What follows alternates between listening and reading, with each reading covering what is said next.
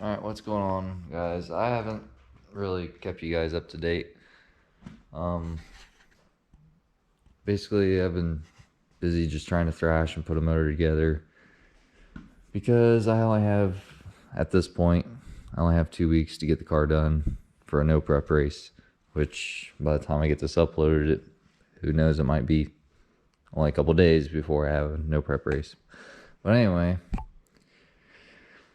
I threw together this 5.3 out of that car, replaced the rods because all the rods were bent, but been busy.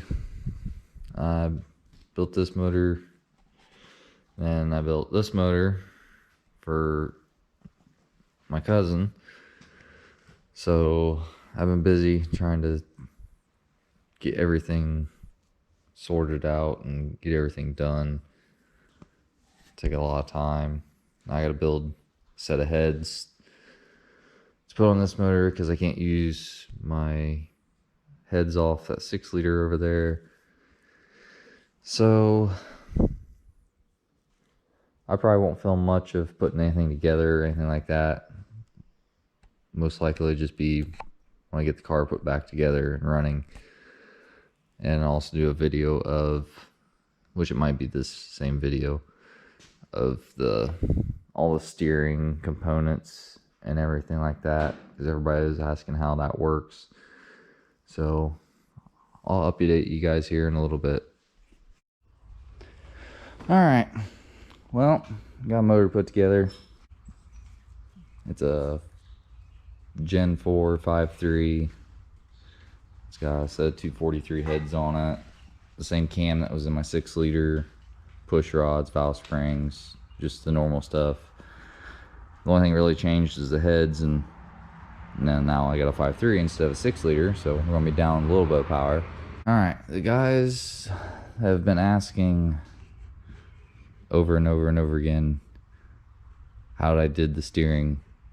Now, before I show you this, I'm not a professional. It might not look the best, but it works for now until I end up making a new subframe for it. So basically, we got our steering shaft, comes down, have an eyelet in the motor mount. Then we have this rack, which the rack is just mounted off of 2 tabs that's welded to the factory subframe. Now, the ugly part is this contraption right here. The reason I had to do that was basically where it pivots is right here. Well, your control arm pivots over here. So, and it has to be way back, and it has to be way back here to be at a straight angle on the knuckle. Well, I originally had it shooting straight back like that, but the problem with that is when you back up, the tires fold in, and you get a lot of toe in and out with the suspension cycling. So basically, this bolt for the heim joint is in line with the control arm, so they go up and down in an equal amount of, basically they travel at the same angle. And the reason this bar is there, because basically I tied the two ends together, and this whole bar will move back and forth. Basically, the reason it's mounted so far forward is because oil pan clearance. This actually almost hits the front of the oil pan, and I couldn't move it back any farther because the oil pan drops off, and I've got the shallowest pan there is to move it as far back as I can, but you can't move it back any farther. So while this might look ugly, there is actually kits for like other vehicles that actually tie the two ends of the tie rod together. That's where I got the idea. But obviously they look a little bit nicer. I mean, it's strong. It's made out of like 1/4 inch and 3/8 plate, so it's not bending. And then this back is a piece of 1-inch square tubing, so it can't bow. It has something to ride against. It rides against the front subframe here.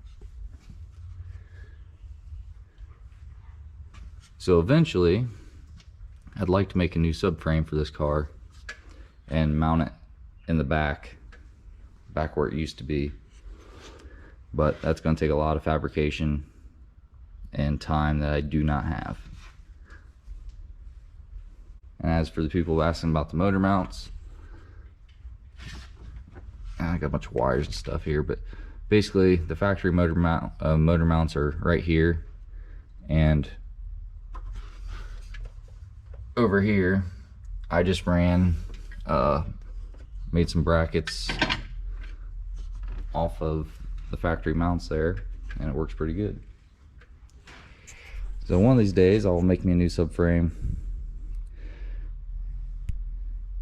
That way I have more room to do things. That way this is not taking up so much room. So yeah, there you guys go. That's how I did it, and I'll do a video on the rear end here, which I might make this all one video of doing the rear end and the steering. And as for like the trans tunnel, basically, you know, all that was cut out. You know, the factory trans tunnel is not that big from the factory. Actually, I had to take out quite a bit. So it's time to get this thing off the stand, put the flex plate mounted on it, then drop it into the car, and then hopefully in the next day or two I can be out driving it and testing it for the I can be testing it for the next race coming up, which is next weekend. So I got a lot of work to do before then. Got a lot of testing. I have so many motors sitting on stands right now. This one, that one, that one, this one. I got a block here, a block there, another sitting on a stand. So hopefully eventually I'll get this place all cleaned up. It's getting to a mess, and as you can see, I haven't had time to mow my yard. It's getting pretty tall, but you know, race cars come first. All right, taking her out for the first drive, new motor.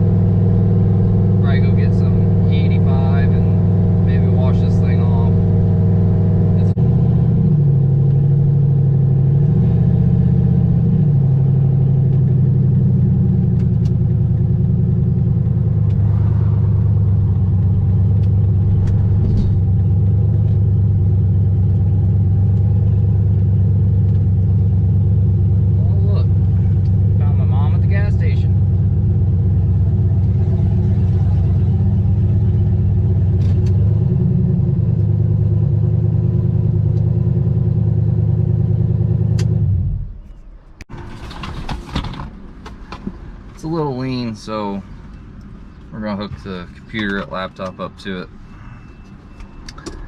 and put some fuel in it, because it's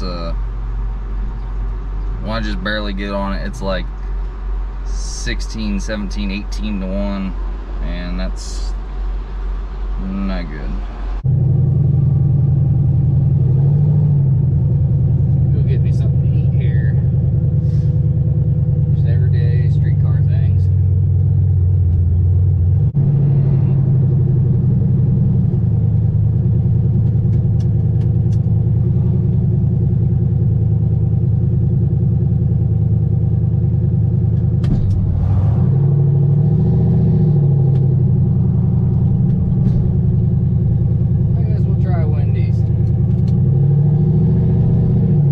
Number 2, with only cheese and bacon.